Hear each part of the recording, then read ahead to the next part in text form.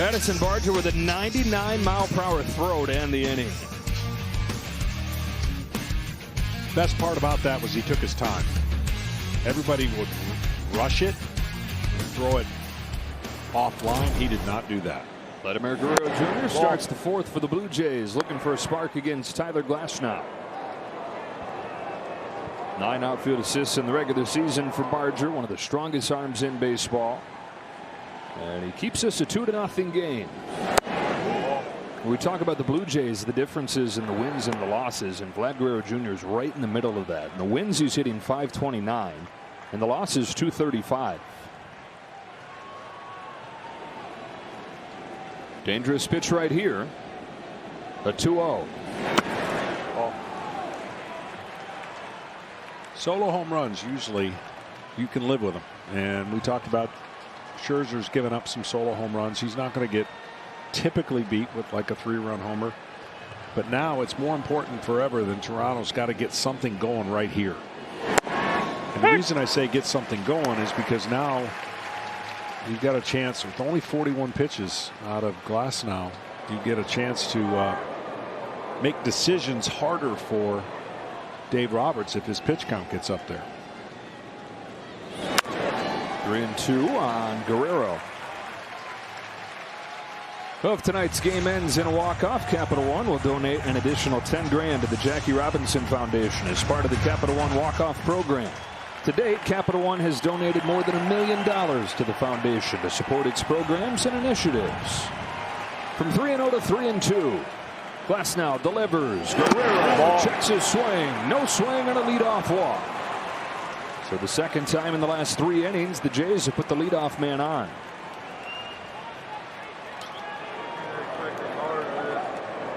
Well, you're talking about the different strategies potentially for these managers. 3 consecutive games coming here. The Dodgers, extra important. They get length from their starting pitching because of that. Blue Jays, you're talking with John Schneider, the whole goal being get this series back to Toronto.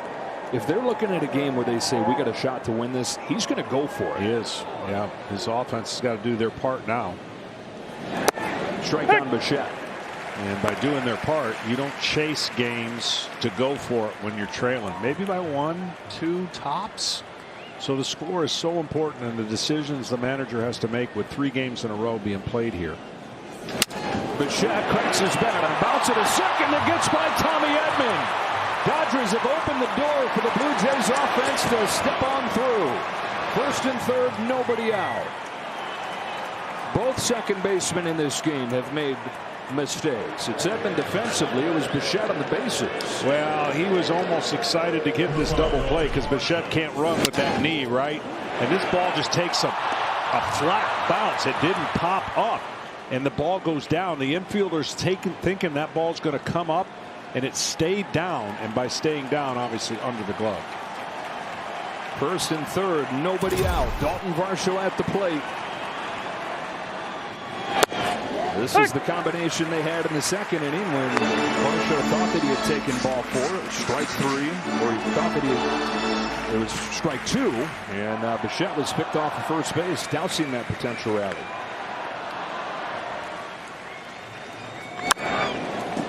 Oh, and 2, just like that. Well, once again, now in a very defensive situation. Good for Glasnow to put the heat on the Toronto hitters, but we talk about it all the time. If you don't make contact with nobody out first and third, it just leads to the pressure of the next hitter being a double play ball away from getting out of the inning. Here's an 0-2. Varsho pops it into center field. On comes Kike Hernandez. He's there, and Guerrero hangs on as Hernandez guns it in. Well, the outfielders showing off the arms in this game 3. Good news, bad news for the Blue Jays. Good news is this guy doesn't swing and miss a lot, as you knew there was no chance he was going to score. Bad news is if he hits a ground ball, it's a good chance for a double play because he doesn't run a lot. Max effort. Max fun. Kike Hernandez always. That guy you're talking about is Alejandro Kirk, who singled his first time. Knocked in the Blue Jays' last run, their only run in game 2 with a sacrifice fly.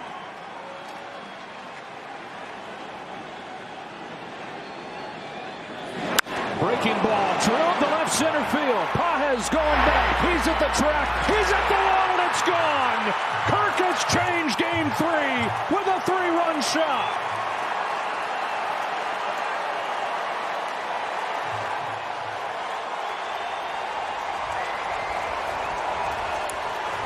Good high ball hitter, sitting on a pitch up. He gets a high curve ball.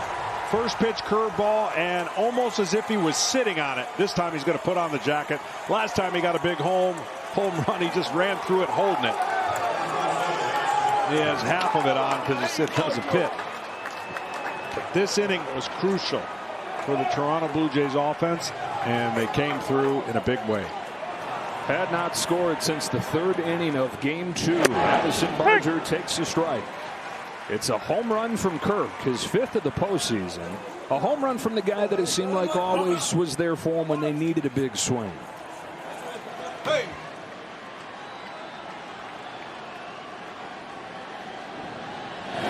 You know, the Blue Jays nearly blew the division after leading it pretty much the entire second half. The Yankees were hot on their heels in September, went into the final day tied. And Alejandro Kirk had a 2-home-run game, including a grand slam. So get on my back, boys. They take advantage of the Edmund air to take the lead. Well, nobody feels worse than a player when he knows he's hoping his teammate, in this case the pitcher, can pick him up. But he's responsible for one of those runs and possibly 2 of them if they would have turned the double play, and it happens. But both clubs have had interesting scenarios play out already in this game. Blue Jays could have hung their head when that ball 4 turned into strike 2, but this is what makes the Blue Jays special. 1-2 to Barger is taken down and in, and the count evens up. Some of the trends, if you're following, when you see a first pitch fastball hitter up there, he has thrown consistently a curveball, and he did it again. And you almost wonder if Kirk was up there sitting on a pitch he knew he wanted to drive to get at least 1 run in. He ended up getting 3 runs in. Barger on a 2-2 takes away ball 3. Well, you just said it, you can get away with the solo shots, and Scherzer's given up 2 home runs but has the lead in this game because the Blue Jays home run was a 3-run job.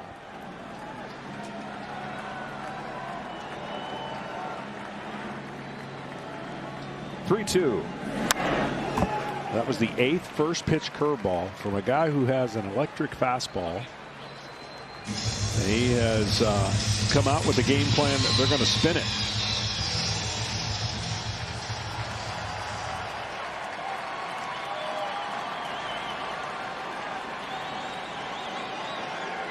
Tries it again. Barger pulls a base hit to right field on a 2-strike slider.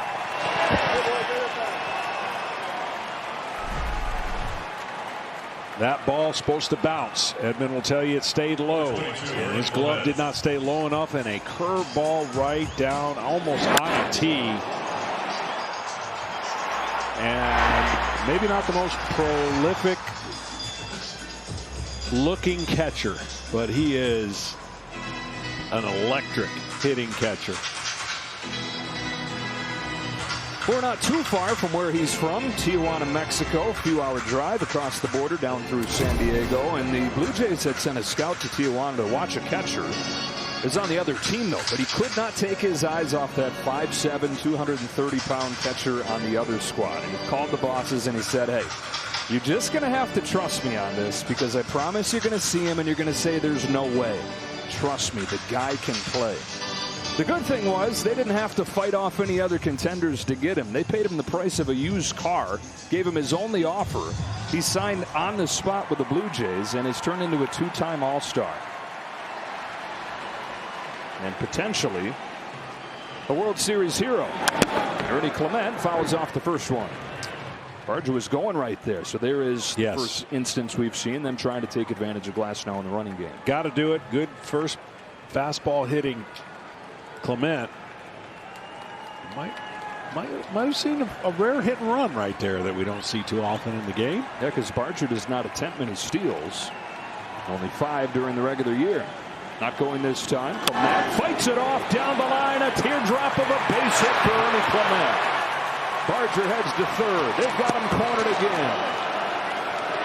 Even when Clement doesn't hit it hard, even when it hardly registers on that StatCast board, he finds grass. Above 400 in this postseason. They're stingy. It doesn't have to be 100 miles an hour off of every bat. They just have to be able to put the bat on ball more than they swing and miss. And this is what you can do. And create a lot of stress for the opposing pitcher. And as big a part of the story as Vlad Jr. and George Springer are, it's these unsung guys out of the middle of nowhere that have made this Blue Jays season, like Ernie Clement, like if you go back farther, Alejandro Kirk. And now Giménez can handle the bat. Fouls off a first pitch curveball. Big part of the story of this season. Addison Barger, who's at third base, was in AAA to begin this year. Kirk, there's the amount that he signed for. Nathan Lucas, who's their two hitter, spent 10 seasons in the minors before getting his real shot. A team in every sense of the word. Here's Giménez driving a ball to deep center field. Pages is going back. Fields for the wall, makes the catch. Plenty deep enough to score. Barger. Throw to second. Dive, and he's safe. Ooh, that was closer than John Snyder wanted to see. He's going to have to get the runner to touch home before, if he were to get thrown out at second. So the runner cannot take it for granted. So when he's tagging, he's got to go full. He knows he's going to score, but he can't make sure that his guy from first is going to get the second thrown out before he touches. That's a good job by Barger, because you don't always see guys not take that for granted. Exactly. John Schneider told us, yeah, run the bases aggressively. That's not just stolen bases. That is period. We got to try to take 90 feet whenever we can against this guy. And a 4-2 lead for the Blue Jays. Putting the ball in play. Taking advantage of the air. And now George Springer with 2 out. This inning, as much as any inning you're ever going to see, has been a display of everything Toronto is about. And it was probably, I mean, it's going to sound like an obvious statement, but it was such an important inning to get on the board, right? 2-0. All these decisions start changing if you stay behind 2-0 to the Dodgers.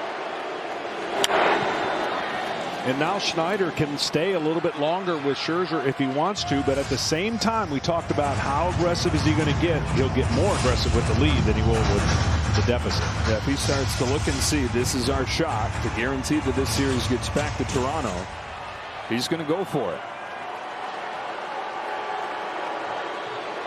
4th spot for the Jays here in the 4. 1 ball, 1 strike on Springer. Waves over a curve, strike 2. Talked about 41 pitches only coming into this inning. Now 22 in this inning and 4 runs. So quickly the game can change. Play not made. 3 runs later. Now 4. Ball tries to check and does. But it started with a walk. And that's one of those things that gets overlooked. 3-0 to 3-2 and a good pitch that he laid off of. That walk creates the rally that we were talking about in the postseason that wouldn't be a big deal in the regular season. Clement at second, 2 away. Cross now steps off. These two teams tied for the major league lead. Comeback wins, regular season, postseason combined. Jays flexing that muscle, and that's also to say don't turn it off. Don't count the Dodgers out either. Should be compelling games right until the last out with the comeback ability of both clubs.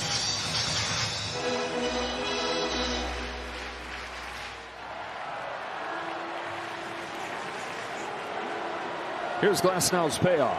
Springer swings and misses. Strike 3. Blue Jays offense explodes. It begins with their unicorn of a catcher. Alejandro Kirk, first pitch that he sees, blasts for a 3-run home run. 4 in the 4th. Game 3 turned around.